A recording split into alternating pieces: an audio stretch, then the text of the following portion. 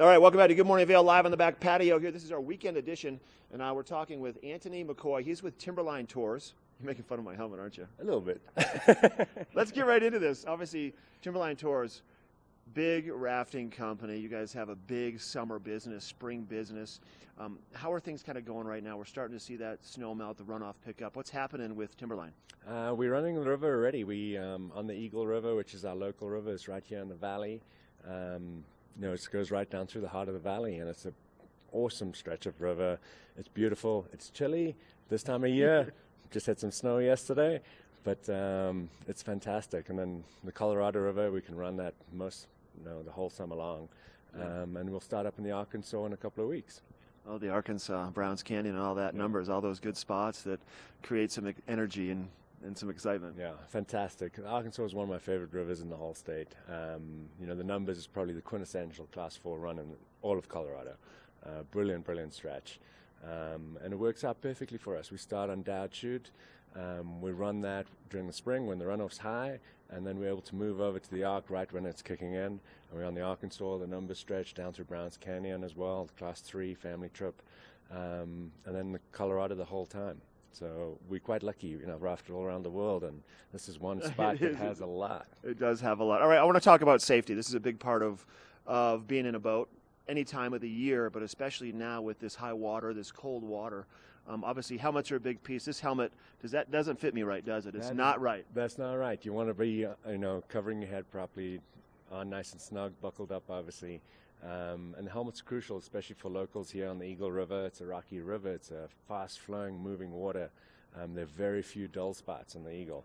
So, the helmet's crucial. And, of course, this thing. Your PFD, obviously, and you got to make sure that fits right also, or it does no good, once again. Exactly. If this isn't on properly, it's just going to float off. Its job is to float, and if you're not wearing it properly, it's not going to float you. And then if it's loose and someone comes to retrieve you, if you fall in and they yank on it, they'll pull the life preserver right over your head. Exactly, and we've seen that happen before. Yeah. Everything goes right, they get the tug, and in comes the life jacket. That's a powerful tug, too. You're putting a lot into it. You're all your body weight, so you want to make sure that thing is snug around the waist. Exactly. And then what is this little guy right here? So this is the throw bag. This is a bag filled with rope. If somebody starts getting a little bit away from the raft or rescue from shore, if you see any firefighters out here, they're going to have these things with them.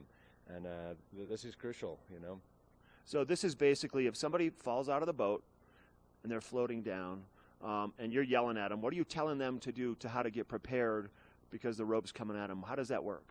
So, when we throw the rope, once it lands in the water, you can't see it. So we're trying to get their attention. We want them to be looking at us so they know it's coming. So we've got eye contact. We're going to throw this thing at them.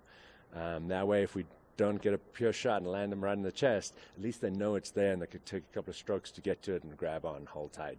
If the first one misses, do you have another one on standby? Or you just that's it? So do you train a lot with this? Do you do a lot of like dry land training, river training? Exactly. We got to train with this because we know we only got one shot. But we also prep the person in the water. We only have one shot. If we make a mistake, you need to help out too. You need to be involved in your own rescue. You got to help yourself. Right? Antony, what is the right way if you fall in the boat? Obviously, once you're disoriented initially, but then you want to make sure that you're not laying on your belly with your head downstream. You want to assume a certain position, right? Yeah. Initially we tell people get in that wide water flow position, feet up. Whatever you're doing, you want to have a flat profile in the water at all times. And then immediately start looking around. You don't just sit there and float to Utah. It's not a pleasure float. No, you got to do something. So look around. If you're going to swim to shore, find your spot on shore and then roll over, keeping that flat profile and swim to shore. If you're swimming back to the raft, same thing, flat profile, feet on the surface at all times. Don't ever drop those legs below you. And then you want to, because your legs can get pinned in a rock and then it can get even worse out there, right? And use your hands to kind of steer you and guide you and keep you floating. Yeah.